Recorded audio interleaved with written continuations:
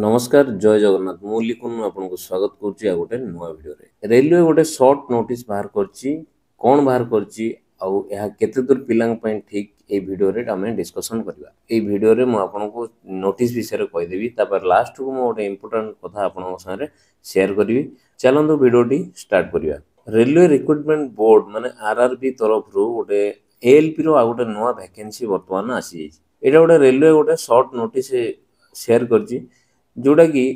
Assistant loco pilot रो vacancy आसी प्रथम हमें देखिए तार tentative opening date application 10 April 2025 रखी टेंटेटिव माने श्योर नहीं मे भी सेटा डिले ही पारे तापर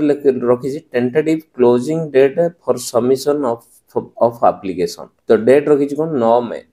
1 मंथ रो से पूरा देइची एप्लिकेशन फॉर्म फिलअप करिया पे तो ये डेटा हूँ टेंटेटिव अच्छी माने मे भी सेटा चेंज हो पारे आगु को किसी माने बढ़ई भी दे भी पारंती टाइम ता पूर्व तो हबनी बाकी आगु को मे भी हो पारे नले से डेट रे हो पारे पोस्ट रो नेम कौन अच्छी असिस्टेंट लोको पायलट जोड़ा को हमें एएलपी बोली कहउछे यार लेवल कौन अच्छी यार लेवल होची 2 अच्छी आउ इनिशियल पे अच्छी यार 19900 तापरे मेडिकल स्टैंडर्ड एटा कौन A1 जदि आपण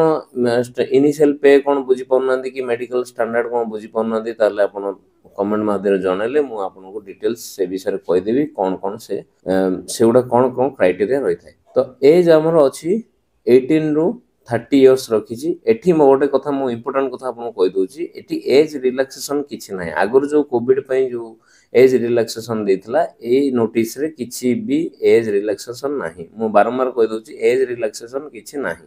तो एटा एज जहा एज रिलैक्सेशन मिलिबो आपनकर कैटेगरी एज जहा थिला सेटा एज रिलैक्सेशन मिलिबो आगर जो कोविड पई जो एज रिलैक्सेशन थिला एथिरे सेडा नाही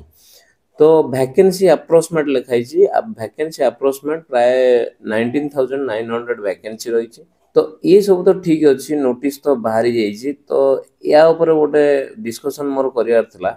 जे एई वैकेंसीटा पिलांग पय केते दूर ठीक से विषय मोर टिके डिस्कशन करियार थिला प्रथमे देखिबे हमें जानिबा जे जो 19 तारिख रे एग्जाम जो कैंसिल हो गेला एएलपी रो सीबीटी 2 एग्जाम थिला तो एपर जन जाय से वैकेंसी रो डिटेल्स टोटल सरीनी कि पिला जॉइनिंग करना बर्तमान जदि एईटा जदि से अप्लाई करिया पय देई दबो ताले सेही पिला भी जो पिला भी एग्जाम पाई नांदी जो मनकर एग्जाम सरीनी से माने भी पुणी आथरे अप्लाई करियो ना नहीं तो एठी गोटे गोटे वैकेंसी को जो अधिक अधिक पिला अप्लाई करछन त लाभ कोन मिलछि तो एईटा पिला माने भी चिंता करिया कथा जे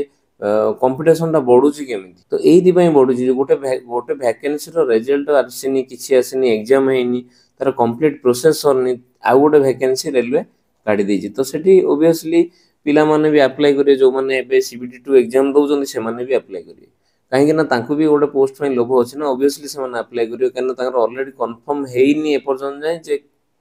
से माने जॉब करिवे कि नाही तो निश्चित से माने अप्लाई करियो तो एमिति वैकेंसी रेलवे रो मो मतरे काढिबार नथला तो एटा गोटे इंपोर्टेंट नोटिफिकेशन जोटा मु शेयर करिया पय आपन संगे भाबिली तो आज पय वीडियो टी एति की रहिली जय जगन्नाथ।